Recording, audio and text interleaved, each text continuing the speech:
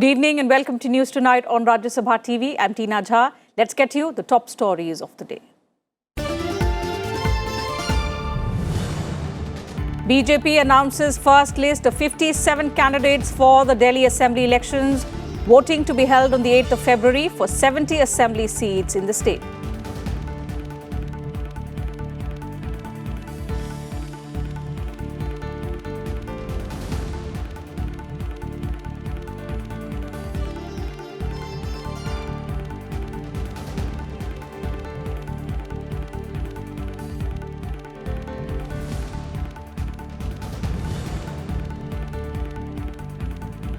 Delhi's Patiala House Court issues new death warrant for Nirbhaya case convicts. All 4 convicts to be hanged on 1st of February at 6 a.m.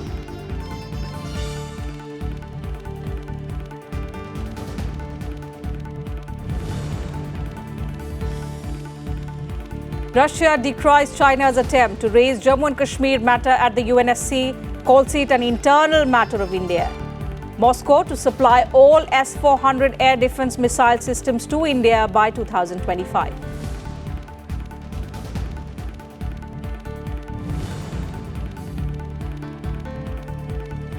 Seventh Conference of Commonwealth Parliamentary Association concludes in Lucknow. Lok Sabha Speaker Om Birla underscores need to increase expertise of people's representatives. Uttar Pradesh Governor Anandiben Patel says finding solutions to people's problems should always be a priority for the elected representatives.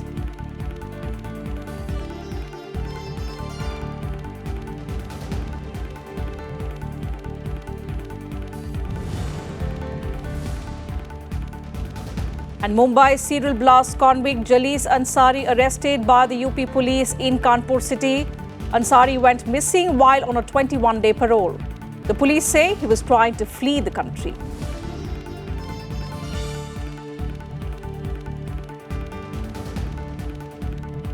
The top story of the day, the BJP today released its first list of 57 candidates for the upcoming Delhi Assembly elections. The party has fielded sitting MLA Vijender Gupta and former mayors Ravinder Gupta and Yogendra Chandolia, along with former Aam Aadmi Party MLA Kapil Mishra. The BJP, however, has not named its candidate against AAP leader and Delhi Chief Minister Arvind Kejriwal in its first list.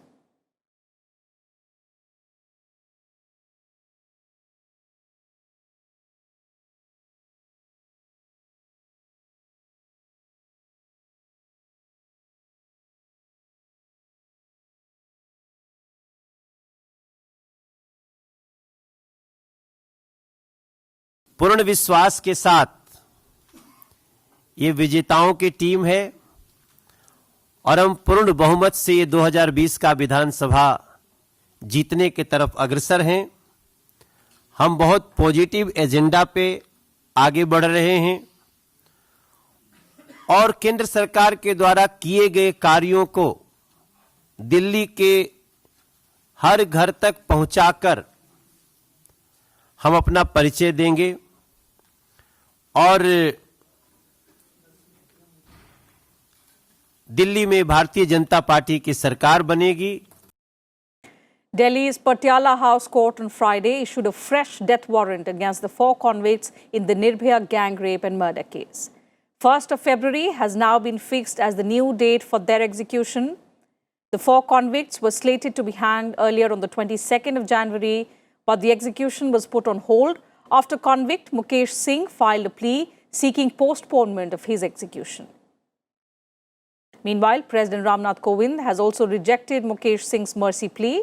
The rejection comes after the Union Home Ministry forwarded the petition to his office late on Thursday night.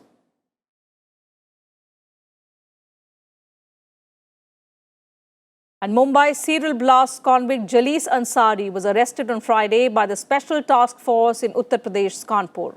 Ansari, who was serving his life term in Rajasthan's Ajmer Central Prison, went missing from Mumbai on Thursday while he was on a 21-day parole. The police also recovered cash worth 47,780 rupees, a mobile and an Aadhaar card from him. UP DGP OP Singh informed that Ansari was arrested while he was coming out from a mosque. Singh also informed that he was trying to flee the country.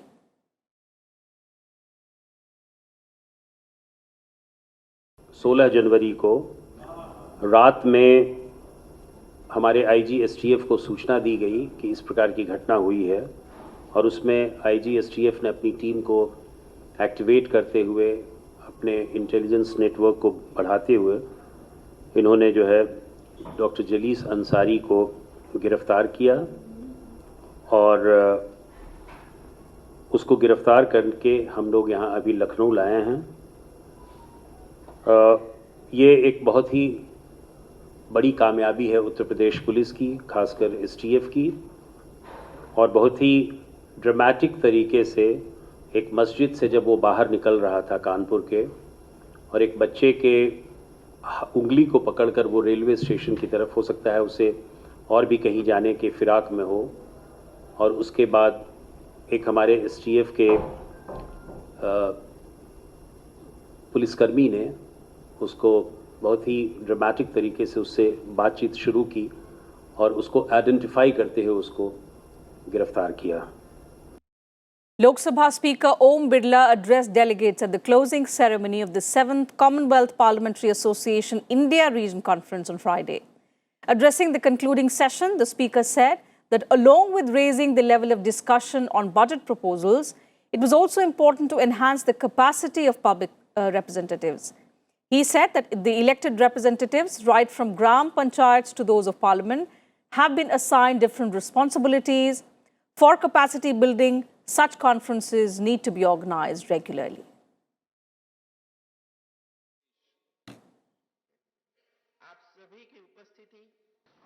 Budget प्रस्तावों पर समीक्षा के साथ जनप्रतिनिधियों की क्षमता को बढ़ाना, क्योंकि आज जब बजट पर चर्चा होती है, चाहे वो विधानमंडल में हो, चाहे संसद के सदनों में हो, हमें उन चर्चा के स्तर को उठाने की आवश्यकता है। बजट संसदीय प्रक्रियाओं का सबसे महत्वपूर्ण हिस्सा है। बजट विधानमंडल में उस राज्य के नियति दिशा दशा को तय करता है, संसद के अंदर देश की दिशा को तय करता है। इसलिए बजट प्रस्तावों पर चर्चा करते समय हमारे सभी जनप्रतिनिधियों की सक्रिय भागीदारी होना चाहिए। बजट पर जितना गंभीर अध्ययन होगा, उतनी ही सदनों के अंदर सार्थक चर्चा होगी, और सार्थक चर्चा का परिणाम यह होगा कि हम जनता को जो डिलीवरी देना चाहते हैं वो ठीक से कर पाएंगे। Uttar Pradesh Governor Anandiben Patel also addressed the gathering. She said that the role of public representatives has evolved as people's expectations from them has also increased. In such a scenario, public representatives must give priority to solving the problems of the general public. जनप्रतिनिधियों की भूमिका में बदलाव स्वाभाविक रूप से आया है। सदन में तथा सदन के बाहर उनके कार्यों के आधार पर उनकी परख होती है। उनसे अपेक्षा की जाती है कि वे सामाजिक समस्याओं को समझें और विधानमंडलों एवं संसद के माध्यम से उनके निवारण में अग्रणी भूमिका निभाएं। विधायी संस्थाओं के जनप्रतिनिधि के रूप में यह आवश्यक है कि वे संसदीय परंपराओं, नियमों तथा प्रक्रियाओं का इस तरह से संसदीय जीवन में प्रयोग करें जिससे विकास कार्य तथा जनता का कल्याण हो सके। Minority Affairs Minister Mukhtar Abbas Naqvi also delivered the keynote address on enhancing focus of legislators on legislative business.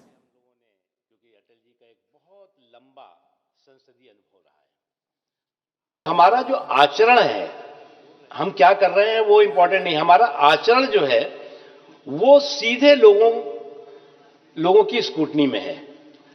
लोग उसका जो है वो आकलन कर रहे हैं, उसकी स्क्रूटनी कर रहे हैं। कभी कभी लगता है कि साहब हम असेंबली को जो है वो 1 घंटे के लिए, आधे घंटे के लिए हमने एडजर्न करा दिया, पार्लियामेंट को हमने आधे घंटे के लिए एडजर्न करा दिया, तो कोई बहुत बड़ा कमाल हुआ। ऐसा होता नहीं है। आपने वो आधे घंटे का समय जो एडजर्न किया, आप आधे घंटे अपनी बात को मजबूती के साथ रख सकते थे। हो सकता है कि वो उस समय जो है वो कोई त्वरित मुद्दे पर डिस्कशन ना हो रहा हो, लेकिन जो है वो किसी बिल पे भी डिस्कस हो रहा है, तो अगर आप विपक्ष में हैं तो आप सरकार के उन कमियों के प्रति उनको आगाह भी कर सकते हैं, सुझाव भी दे सकते हैं। In some other news, the Supreme Court on Friday issued notice to the centre seeking reply on the National Population Register. A bench led by Chief Justice S.A. Bobde issued a notice to the centre on a petition filed by 28 residents from West Bengal challenging both CAA and also NPR. According to a notification dated last July by the Home Ministry, the NPR is scheduled to start from April this year. The matter will be taken along with the batch of other anti-CAA petitions on the 22nd of January.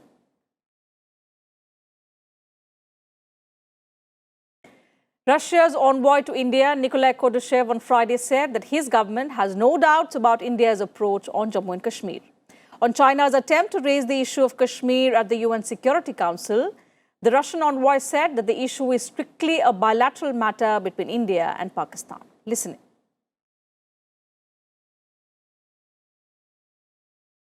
Discussions within the United Nations Security Council are concerned. I haven't yet read much, but we've never been in favor of bringing this issue into the United Nations agenda, because in our take this is a strictly bilateral matter for India and Pakistan to discuss on the basis of Shimla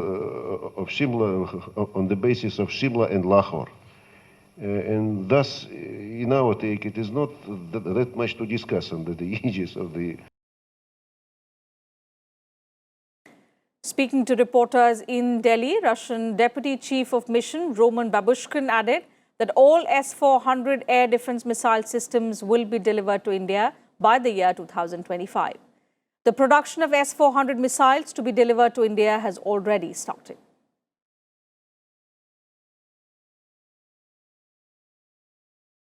We are speaking about, according to the agreement and contracts, we are speaking about 5 units. The production has already started, so both sides are committed to implement that in a timely manner.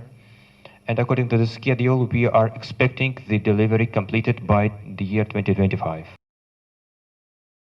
Vice President M. Venkaiah Naidu on Friday paid homage to freedom fighter Veer Savarkar in the Andaman and Nicobar Islands. Addressing a reception held in his honour by Port Blair Municipal Corporation, the Vice President said that the historical role of the cellular jail in the freedom movement should form part of our history textbooks. He also called for inclusion of life stories of Veer Savarkar and also other heroes of the freedom struggle in the school textbooks. In fact, he urged all members of parliament, the MLAs and also the MLCs from across the country to visit the cellular jail.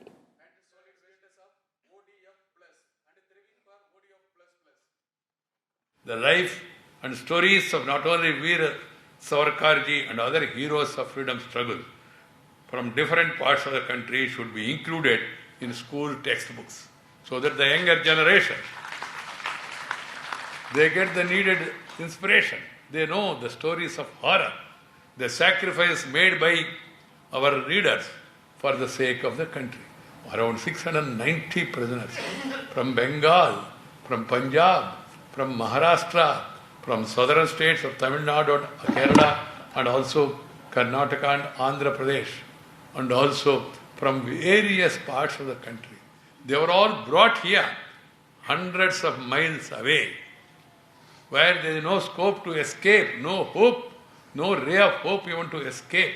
The historical stories and also the role of the cellular jail in Andaman in the freedom movement should also form a part of history book textbooks. And I feel that all the youngsters of the country, particularly the children, once in their lifetime must visit Andaman Nicobar and see this cellular jail. The Vice President also visited the historic place where Netaji Subhash Chandra Bose first hoisted the tricolour on 30th December 1943 and declared the Andaman and Nicobar Islands as the first Indian territory to be free from British Raj.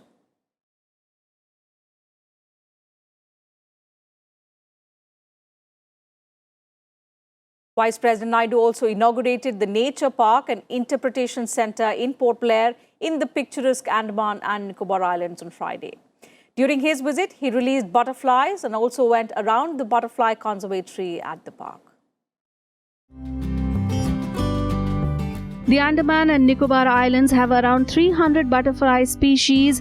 207 are endemic to the region. Inaugurated by the Vice President, the walk-in butterfly conservatory, in addition to being a place for recreation, provides an understanding of the biotic and abiotic factors that play a role in the life cycle of a butterfly.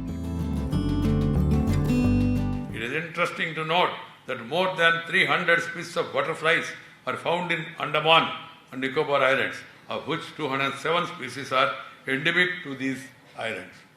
The walk-in butterfly conservatory in the National Interpretation Centre could not just increase the joy of visitors but also create greater awareness among public about the ecological importance and the life cycle of these beautiful insects. The Vice President also visited the Orchid and Fern House at the Nature Park that showcases the habitat of the tropical orchids. He also appreciated the wooden sculpture of a mother and child made out of the trunk of a single paduk tree. The sculpture represents nature as a mother who lovingly nurtures all her creations. The Nicobar Islands feature among the biodiversity hotspots of the world. These islands were declared as the World Biosphere Reserve in 2013 by the United Nations. The Vice President praised the Andaman administration for taking steps for conservation, like imposing a complete ban of single-use plastics, installing water ATMs in important tourist destinations, and replacing all conventional street lights with LED lamps. Andaman Nicobar Islands feature among the biodiversity hotspots of the world. They harbor rich terrestrial as well as marine ecosystems, including mangroves, seagrass beds, and coral reefs. This natural beauty makes Andaman Nicobar Island a very popular tourist destination. But we must ensure that the influx of tourists does not endanger the fragile ecosystem and rare flora and fauna of the region. Towards this end, I am happy to have inaugurated today the Nature Park Interpretation Centre in Port Blair today. This will serve as an important centre for recreation and education, showcasing the richness of biodiversity of these islands. The Nature Park and Interpretation Centre is displaying native trees, palms, orchids, ferns, medicinal plants, aquatic plants, and butterflies for the benefit of visitors. The Vice President also emphasized the need to observe the flora and fauna in their natural environment and cause as little disruption as possible. He hoped that through its dedicated conservation initiatives, the Andaman and Nicobar Islands will serve as a model for sustainable tourism for the rest of the nation in the time to come. Rajkamal Rao's report for Rajya Sabha TV. In a first satellite launch of this year, Indian Space Research Organization's communication satellite, the GSAT-30, was successfully launched on board the Ariane 5 rocket from French Guiana in the early hours on Friday. European Space Consortium, Ariane Space's Ariane 5 vehicle, injected GSAT-30 into the orbit in a flawless flight lasting about 38 minutes. ISRO said the GSAT-30 is aimed at providing high-quality television, telecommunications and also broadcasting services. The 3,357 kilogram GSAT-30 will serve as a replacement to INSAT-4A spacecraft services with enhanced coverage.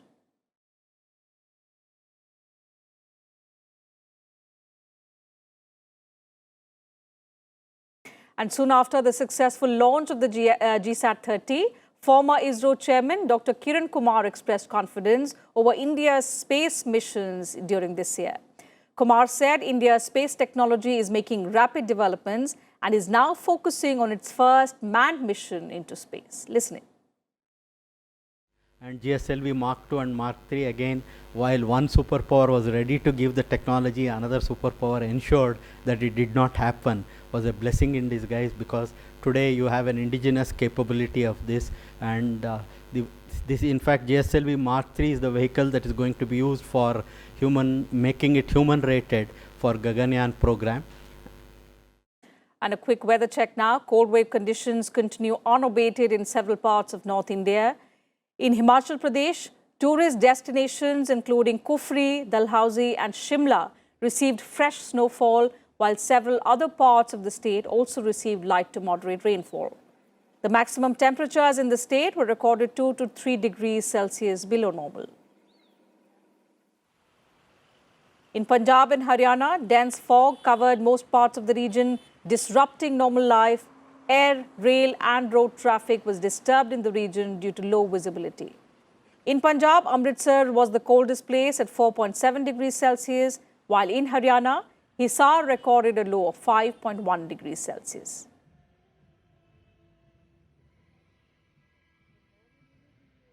Meanwhile, rains lashed parts of the national capital overnight, resulting in dense fog on Friday morning. The Met Department has predicted similar foggy conditions, causing low visibility in Delhi on Saturday morning as well. However, weather experts say the chances of cold wave conditions returning to the national capital are almost over, even though Delhi is likely to receive light rains next week due to a fresh western disturbance.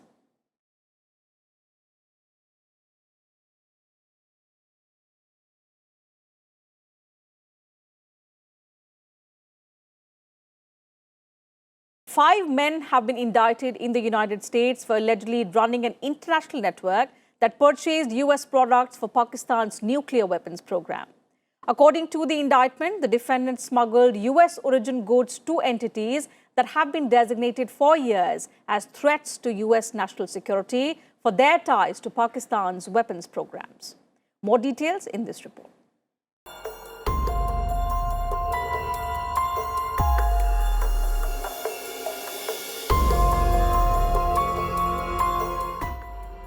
A US federal court has indicted 5 men suspected of operating an international network of front companies to purchase goods in the United States for Pakistan's nuclear and other weapons program, in violation of 2 legislative acts designated to protect US national security.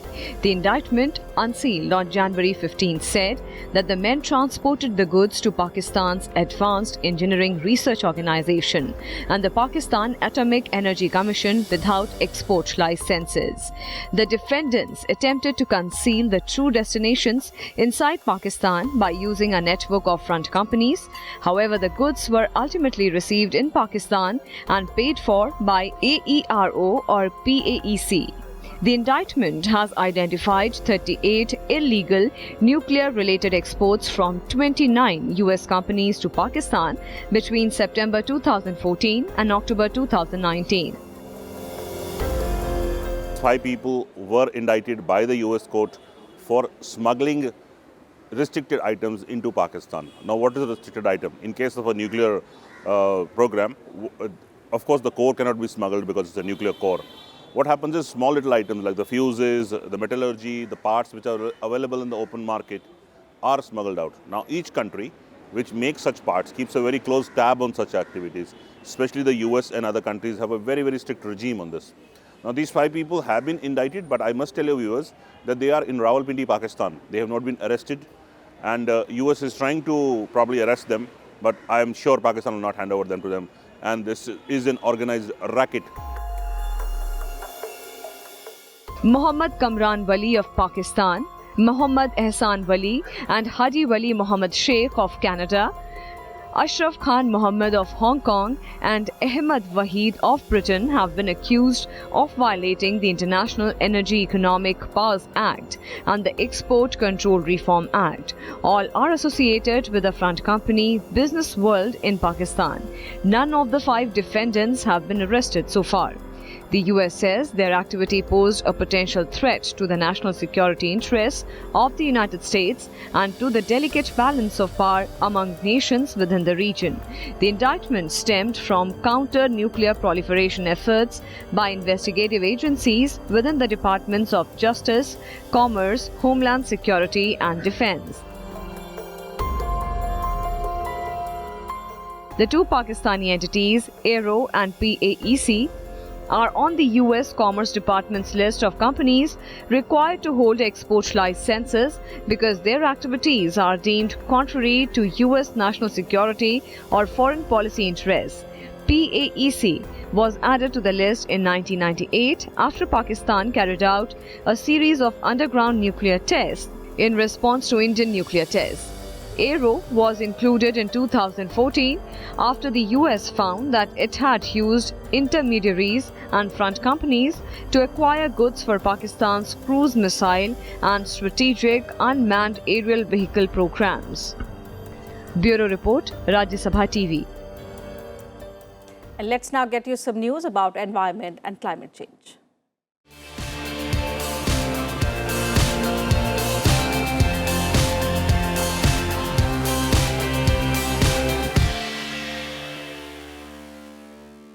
A report of the World Economic Forum says the top 5 long-term risks facing the world today are related to the environment. These risks include failure of climate change mitigation and adaptation, weapons of mass destruction, water crisis, major biodiversity loss, man-made environmental crises, and extreme weather events like floods, storms, among others. It's the only time in the survey's 14-year history that climate-related concerns took all top spots. In fact, the report also says results of climate inaction are becoming increasingly clearer worldwide. The accelerating pace of biodiversity loss is a particular concern across the globe.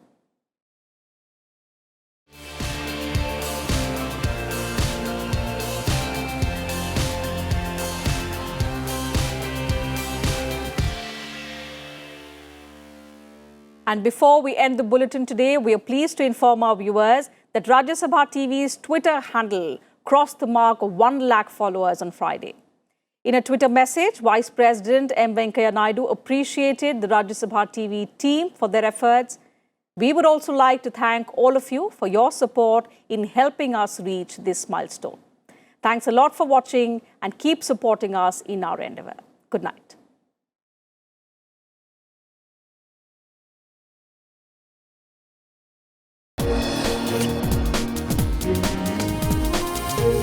Thank you.